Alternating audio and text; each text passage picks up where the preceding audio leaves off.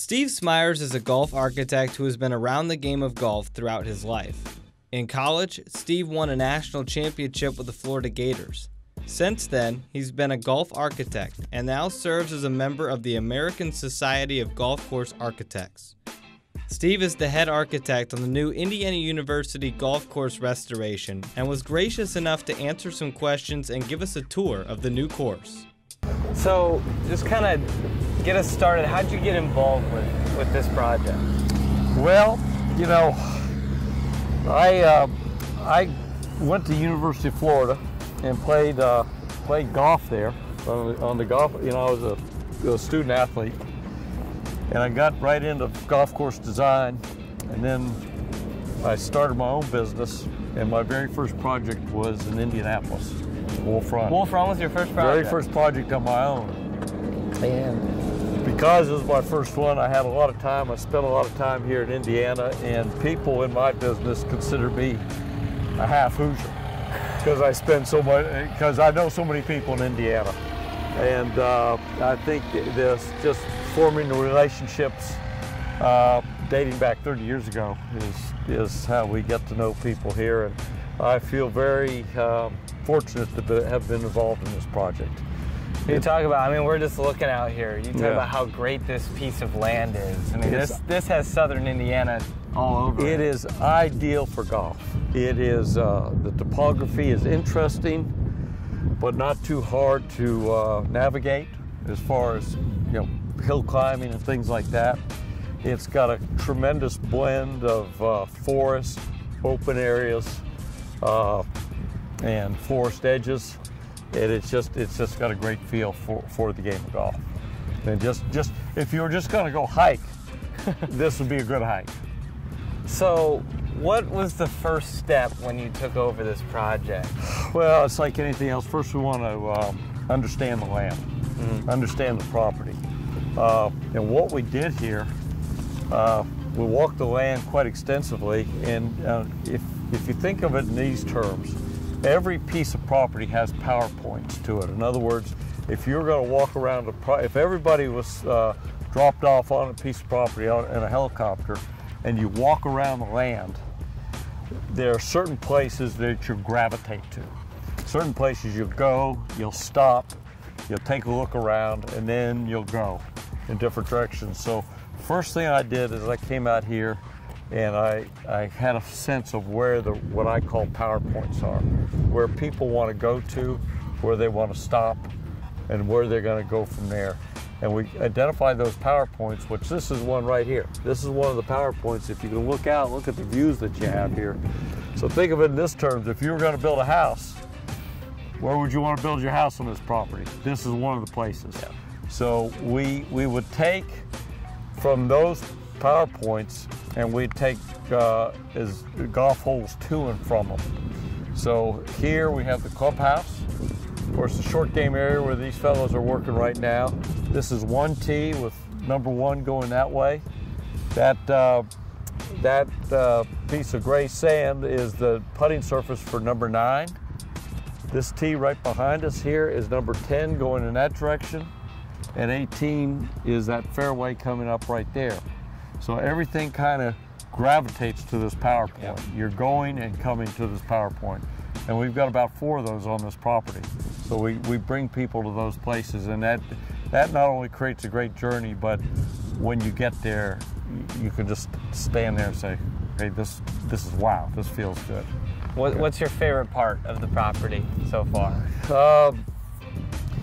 I think the most peaceful part of the property is on the front 9. Okay. And the reason I say that is it's got a great forest edge around it, and the topography is nice.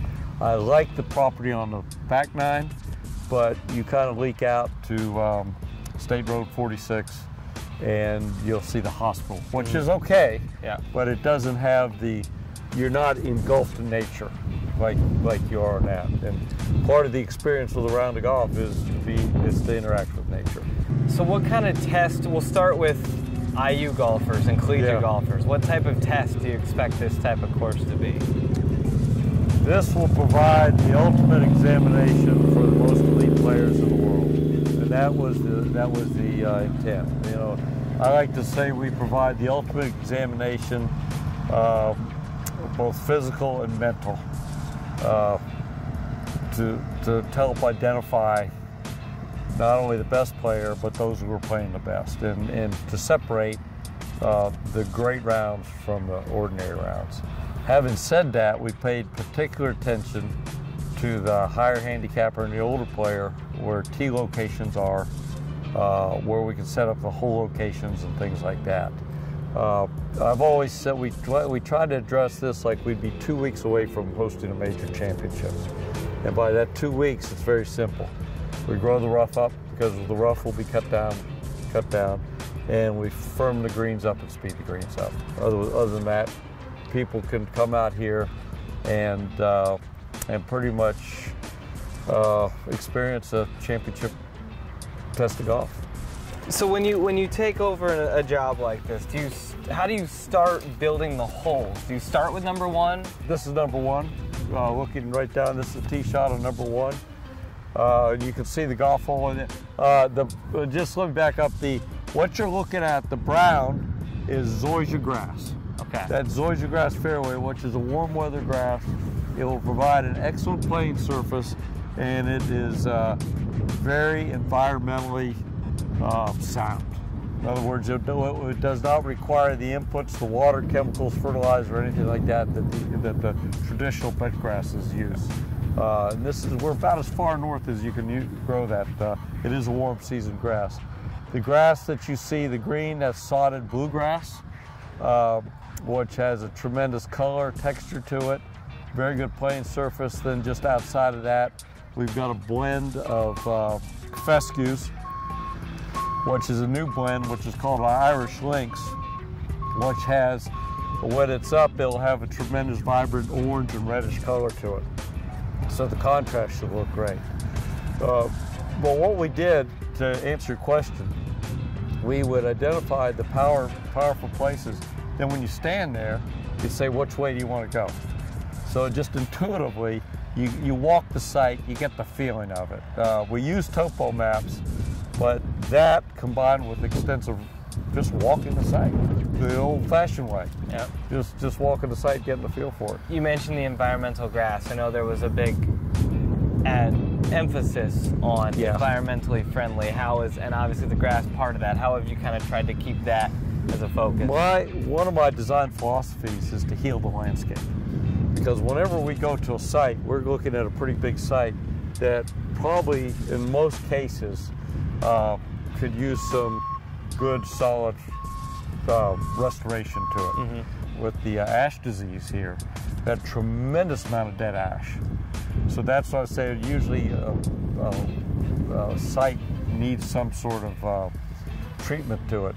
So we took out the dead ash and we're planting hundreds of trees outside of that in a pattern that fits the pattern of the golf. So you mentioned earlier about the amateur golfer, the high handicapper. Right.